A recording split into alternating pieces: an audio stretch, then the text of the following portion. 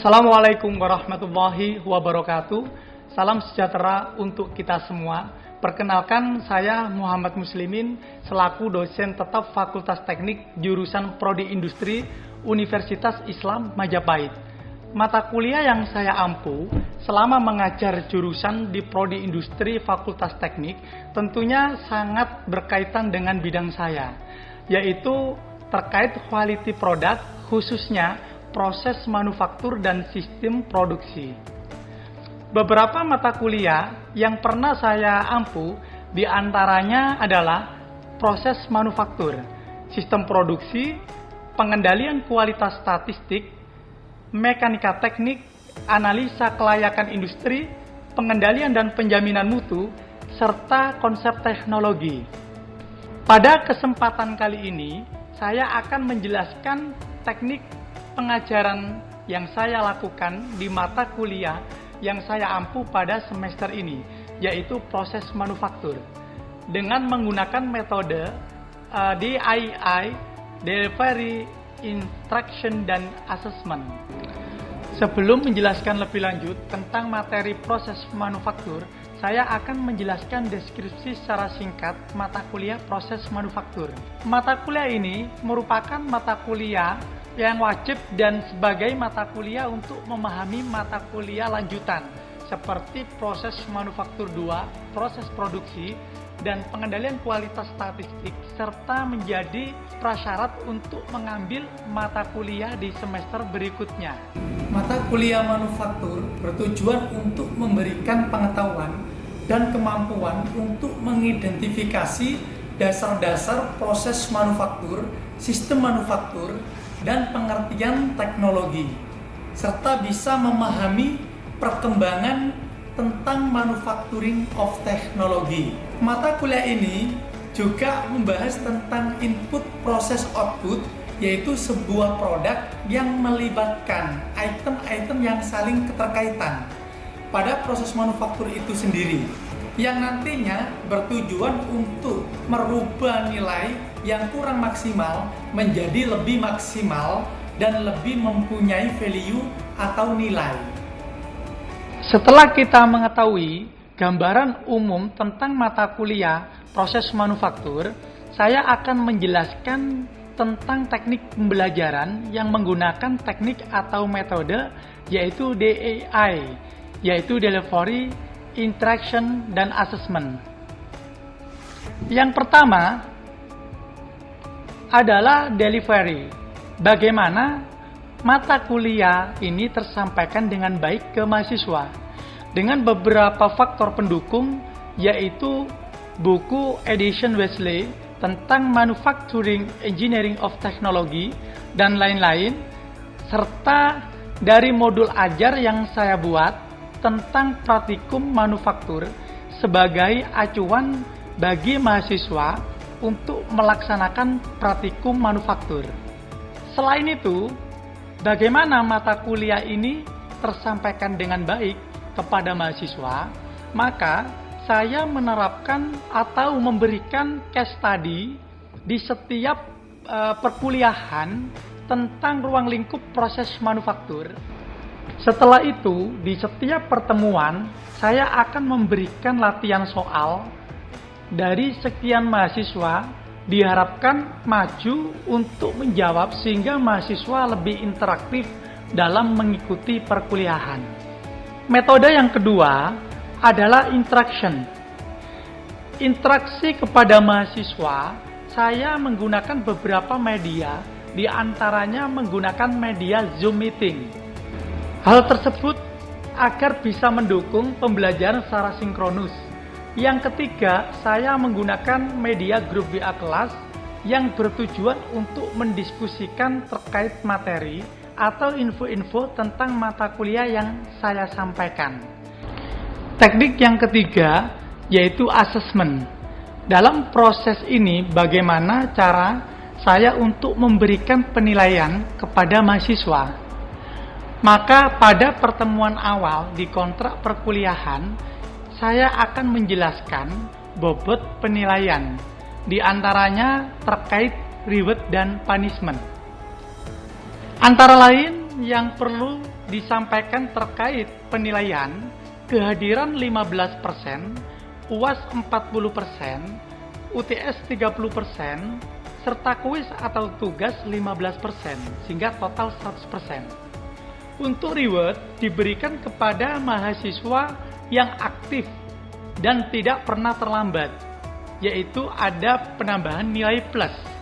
Untuk punishment diberikan kepada mahasiswa yang tidak aktif ataupun kurang aktif serta sering terlambat. Serta punishment juga diberlakukan di saat telat dalam mengumpulkan tugas, agar mahasiswa lebih disiplin dan merasa dan berusaha mengerti akan tanggung jawabnya, walaupun perkuliahan dilakukan secara online maupun daring. Selanjutnya, saya akan menampilkan proses pengajaran mata kuliah yang saya ampu, yaitu matkul proses manufaktur secara online dengan media pendukung via Zoom Meeting sebagai berikut. Pada konsep dasar proses manufaktur itu sendiri sudah kita bahas untuk definisi manufaktur itu sendiri, ya. Manus factus, kemudian manus itu tangan, factus itu mengerjakan. Nah, kalian harus di bidang industri harus paham itu. Karena apa? Mulai dasar, ya, tidak langsung ke dunia modern. Biar nanti step by step kronologinya itu kalian itu lebih paham gitu ya. Ini kita lihat pengertian manufaktur sekarang. Ada beberapa hal Pak Muslimin bedakan sama untuk pengertian daripada secara teknis, secara ekonomis. Kemudian ada input proses output yang Pak Muslimin jelaskan bahwasanya nanti setelah ada input proses output yang dimana input itu terdiri dari beberapa material yang akan diproses, kemudian di proses sendiri itu ada proses produksi yang meliputi daripada ada beberapa item, misalkan mesin, SDM, ya, lingkungan seperti air, ya, kelistrikan dan lain-lain. Kemudian output yang pastinya ada produk yang sudah berubah dari dari material yang sebelum menjadi produk jadi, di output ini sudah menjadi produk jadi sesuai daripada keinginan daripada owner perusahaan itu sendiri. Nah, di output inilah nanti harus ada yang namanya quality, biar nanti bisa menghasilkan daripada profit, ya, profit atau value, yaitu nilai, gitu ya.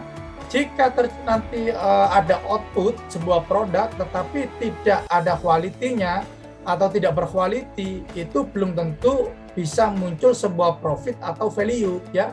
Belum ada nilainya. Lah kalau tidak ada nilainya, lah mana bisa perusahaan tersebut memperoleh sebuah profit atau keuntungan.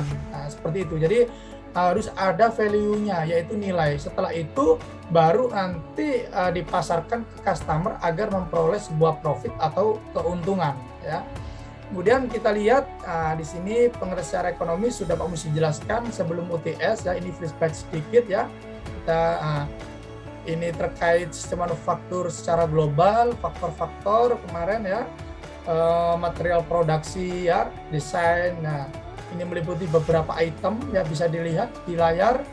Kemudian terakhir biaya operasi, yang pastinya dari efisien dalam produksi itu ada salah satunya mengurangi waktu kerja. Itu untuk menunjukkan daripada kemaksimalan daripada produksi itu sendiri, ya, biar sesuai plan, ya. Nanti jika tidak efisiensi atau biaya produksi itu tidak murah, membengkak, saya yakin penjualan daripada produk itu tidak bisa standar. Kalau kita tidak bisa standar, misalkan terlalu mahal, akhirnya customer kita juga berpikir, ada produk yang lain lebih bagus, ngapain beli yang lebih mahal, sama-sama kualitasnya. Jadi intinya itu juga terkait efisien dalam produksi, baik waktu, baik biaya kirim, ya, biaya produksi. Nah, itu sangat berpengaruh daripada nanti untuk penjualan. Maka dari itu harus benar-benar di sini itu ditekankan bahwasanya efisien waktu itu harus berjalan seperti itu, ya. Kemudian mengurangi tenaga kerja, kira-kira produksi ekonomis kemarin sudah Pak Musi menjelaskan. faktor-faktor yang harus diperhatikan dalam mendesain produk kemarin sudah ya. Dari material juga seperti itu. Dari klasifikasi sistem manufaktur kemarin juga sudah Pak Mus menjelaskan ada produksi massal, menengah, dan berdasarkan pesanan ya. Di sini di pertemuan ke-9 ini kita lebih ke intinya, yaitu terkait perencanaan dan pengembangan produk. Jadi ada perancangan yang dirancang lagi yang lebih inovatif dan lebih tidak ketinggalan zaman, dan yang pastinya itu bisa diterima oleh customer sesuai dengan kebutuhan itu di sini. Jadi harus, karena apa? Ya tadi, kalau kita tidak berpikir terkait perancangan dan pengembangan produk, ya otomatis kompetitor dengan mudahnya ya melalap atau menarik daripada customer atau pelanggan-pelanggan daripada perusahaan atau instansi itu sendiri, seperti itu. Next, product can be developed to follow ya. Ini ada market pull, teknologi push ya. Di sini ada yang namanya teknologi driven. Jadi ingat Pak Muslimin pernah sampaikan, yaitu salah satu metode daripada prioritas produk biar tidak kalah dengan pesaing, yaitu metode daripada VFD ya, Quality Function Deployment. Di dalam VFD itu sendiri ada yang namanya VOC, Voice of Customer, suara daripada pelanggan. Ya, di dalam VOC itu sendiri, Voice of Customer, ada yang namanya HOV, yaitu House of Quality, rumah kualitas. Disitulah nanti mana yang perlu diprioritaskan dari masing-masing komplain, pertanyaan, masukan dari sebuah pelanggan. Mana yang prioritas segera dirubah atau mana prioritas yang segera diperbaiki, seperti itu. Nanti metode-metode seperti itu bisa kalian implementasikan waktu di proposal ya, Sempro, yaitu seminar proposal sebelum ke TA, tugas akhir gitu ya. Tapi cari metode yang terbaru, ya, metode yang terupdate seperti itu ya. Ini tadi penjelasan daripada ini teknologi driven. Jadi ada sebuah teknologi memang itu yang nyetir itu customer. Kendala-kendala apa yang harus segera diperbaiki, diprioritaskan, seperti itu ya. Kemudian next, ada teknologi ya, ini ya. Di dalam sebuah pengembangan atau inovasi produk bisa dilihat di slide di layar spesifikasi. Ini kalian juga harus paham. Spesifikasi itu di dalam sebuah produk merupakan daripada hal yang harus diperhatikan. Spesifikasi. Contoh misalkan untuk yang untuk sepeda motor ya. Itu spesifikasinya seperti apa? CC-nya berapa? Kemudian kelebihannya misalkan untuk pengeremannya itu sudah pakai ABS apa belum? Spek ya, spek. Sama kalian kalau beli handphone, speknya seperti apa? Oh, ini sudah 4G.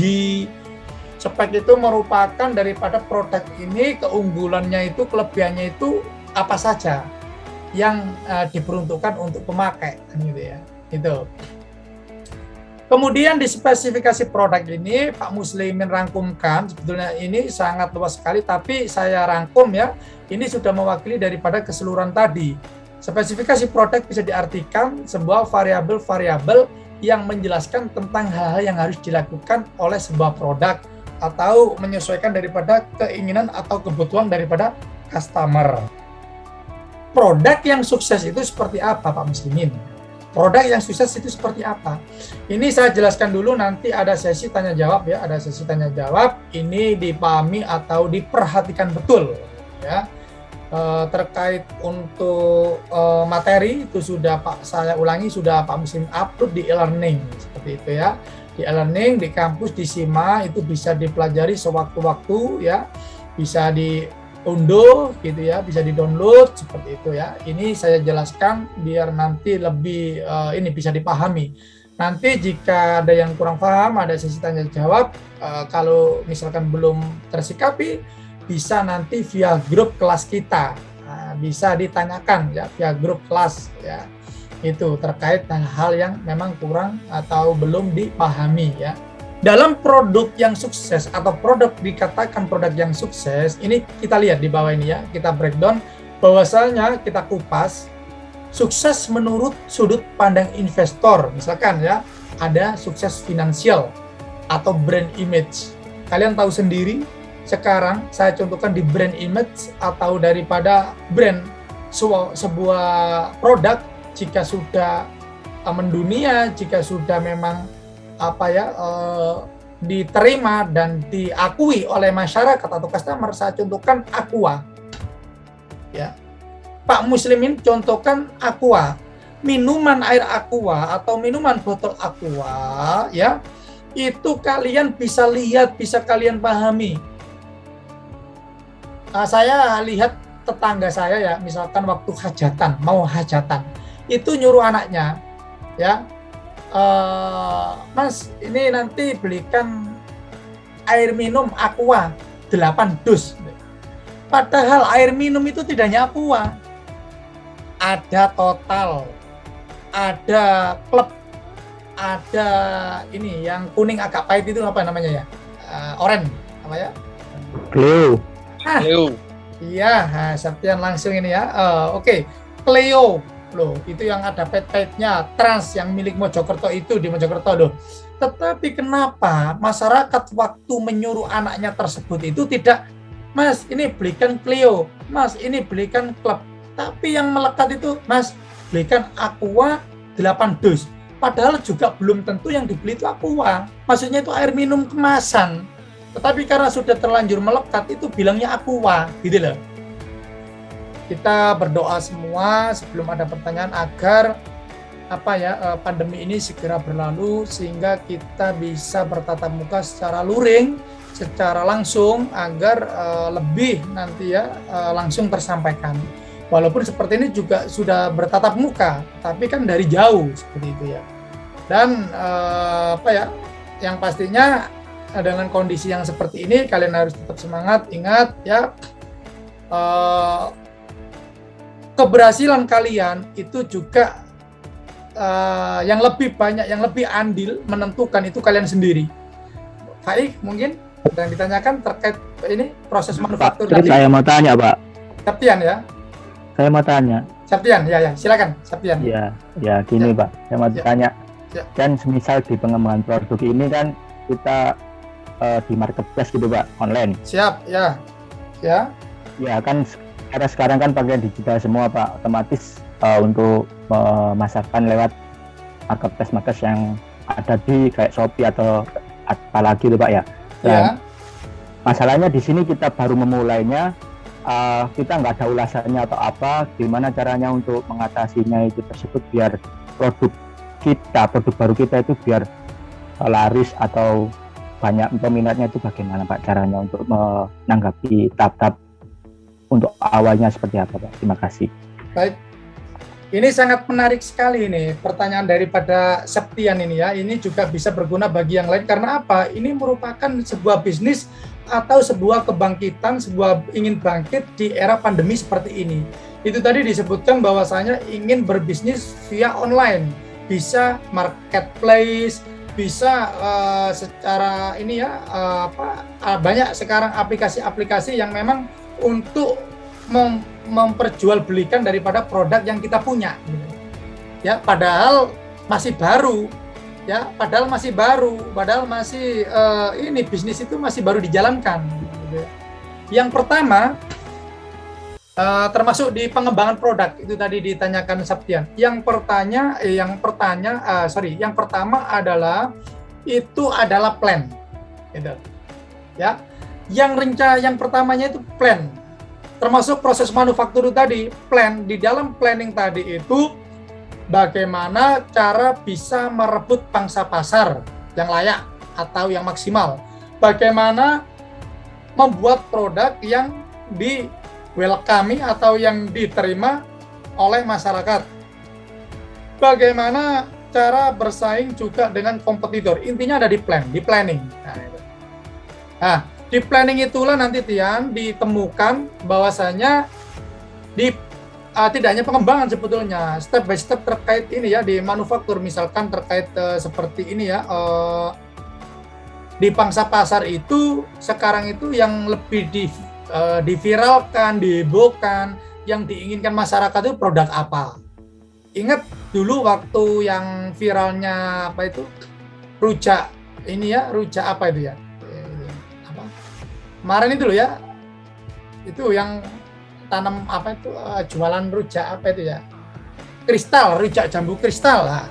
Itu kan sampai di tengah mana-mana, bahkan sampai online rujak kristal lah ini ya. Ya itu harus intinya harus ada plan terkait membidik pangsa pasar kira-kira apa untuk pengembangan produk yang akan dijual secara online, Tian gitu. Kedua, yang pastinya persiapan hal-hal apa yang perlu dipersiapkan untuk juga bisa melewati daripada tantangan atau dari kompetitor itu sendiri. Biar maksudnya itu lakunya tidak 1 minggu laku, kemudian sudah nggak laku. Jangan sampai gitu. Kalau kita berbisnis, itu diusahakan itu yang continue, berkelanjutan. Jangan 1 bulan laku, kemudian sudah nggak laku, tutup kan itu. Jadi harus continue. Jadi perlu persiapan-persiapan, Septian. Kira-kira apa yang disiapkan agar produk yang dijual secara online itu juga bisa diterima terus oleh masyarakat. Kemudian pengembangan itu kalau bisa itu melihat daripada persaingan sama apa yang sekarang itu sangat dibutuhkan oleh masyarakat. Itu dibuat sebagai dasar pengembangan sebuah produk gitu ya. Itu untuk menginovasi, untuk istilahnya merubah bentuk, dibuat semenarik mungkin. Semenarik mungkin ya.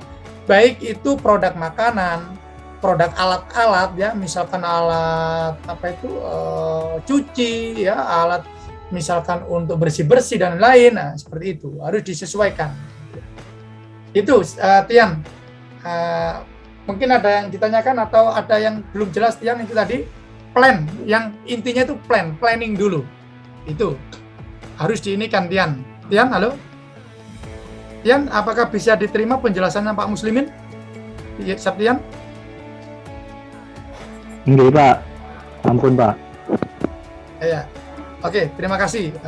Untuk yang lain lagi, karena ini juga 11.41 ya, saya kasih kesempatan Pak Muslimin sesuai jadwal ya. Ini saya kasih kesempatan Pak Muslimin ada 1 kali lagi, mungkin yang bertanya nanti jika ada hal yang memang perlu ditanyakan lagi bisa langsung di via e-learning atau via WA grup kelas kalian masing-masing gitu ya, di via grup kelas. Nanti intinya akan Pak Muslimin sikapi ya, akan Pak Muslimin jawab. Mungkin ada ini 1 lagi mungkin yang ditanyakan.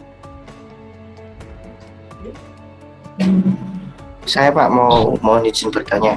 Oh, Hendra. Ya, silakan Hendra. Faik Pak, Faik. Oh, Faik. Ya. Yang lain dianmute dulu ya. Ya, Faik, silakan Faik.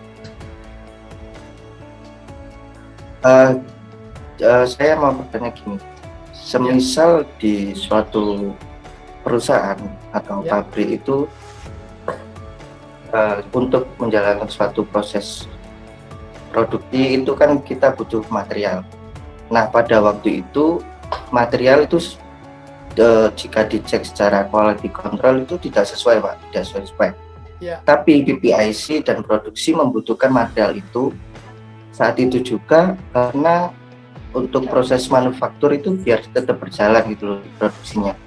Nah, jika ada permasalahan seperti itu, kita itu menyikapinya itu bagaimana Pak? Apakah ada metode-metode terkait dengan permasalahan seperti itu? Jadi material itu nggak sesuai spek, tapi produksi harus tetap membutuhkan material itu agar proses manufacturing itu tetap jalan di perusahaan itu. Mungkin itu pertanyaan saya. Ya, terima kasih. Nah, untuk menyikapi permasalahan seperti itu seperti apa? Baik. Ini pertanyaan yang menarik. Apalagi bagi kalian yang sudah kerja-kerja juga ya terkait penyikapan daripada ini ya daripada sebuah produksi. Yang ditanyakan Faik tadi adalah di dalam sebuah material itu ada yang kurang sesuai. Nah, ini repotnya jika tidak tetap dilaksanakan, ini tidak produksi seperti itu. Lah, gimana penyikapan hal tersebut? Nah, gitu. Jadi sebetulnya gini, kembali yang ke Septian tadi, di segala instansi baik jasa maupun produk, baik di rumah sakit, di akademik, di kampus, kemudian di perusahaan ya, di pabrik, itu pasti ada yang namanya plan. Itu tadi planning di dalam segala lini gitu ya. Perencanaan ya, perencanaan. Nah, yang disampaikan Faik atau pertanyaan yang disampaikan oleh Faik tadi bahwasannya gimana menyikapi daripada itu hal tersebut, ada mau produksi tapi materialnya sebetulnya kurang sesuai.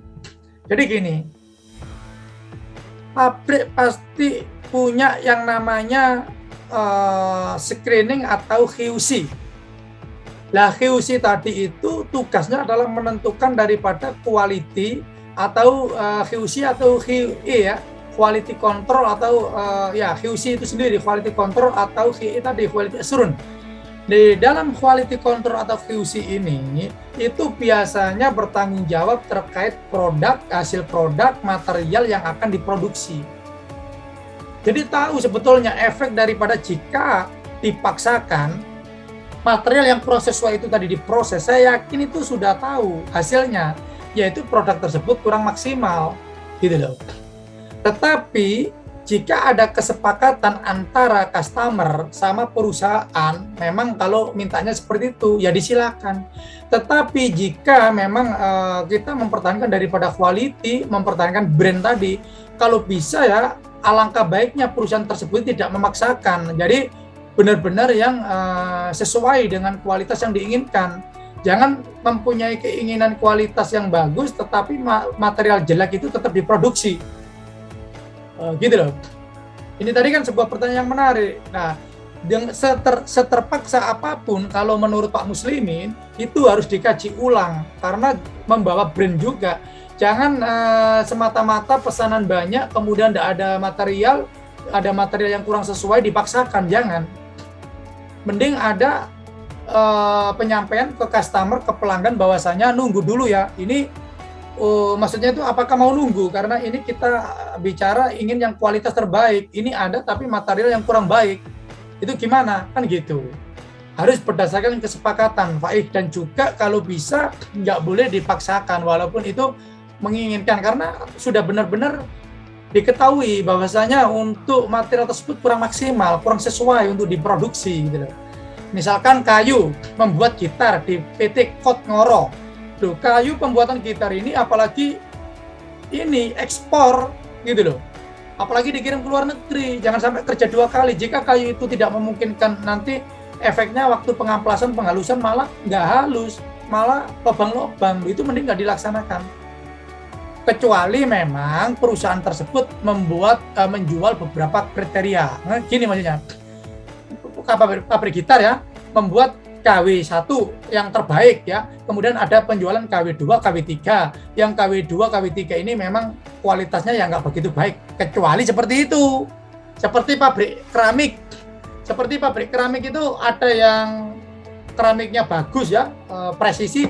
Ada juga biasanya yang dijual keramik itu karena sudah terlanjur jadi, ada yang dijual KW2, KW3. Kan gitu keramik itu. Tapi sebetulnya sepintas ya bagus, tetapi kadang kurang presisi untuk peletakannya di lantai kan gitu. Kecuali seperti itu kan gitu. Jadi memang customer nanti menyesuaikan budgetnya. Oh, budget saya kuatnya beli KW3 ya wis KW3 kan gitu. Tetapi kalau memang untuk kualitas yang paling baik dan tidak menyediakan KW1, KW3, KW2, ya mending ini dulu dipastikan dulu materialnya yang sesuai dan layak dulu. Jangan yang nggak layak diproduksi, nanti malah ya itu tadi, nggak ada penjualan KW1, KW3, kan nanti biasanya kan baik semua, maka dari itu nanti dikira malah produk kita atau produk perusahaan tersebut sudah ini berubah, nggak baik lagi kan gitu. Itu Faik mungkin bisa diterima penjelasan dari Pak Muslimin? Bisa Pak, bisa. Itu tadi penjelasan atau cuplikan proses pembelajaran mata kuliah proses manufaktur yang saya sampaikan secara online. Semoga bermanfaat dan sukses selalu. Wassalamualaikum warahmatullahi wabarakatuh.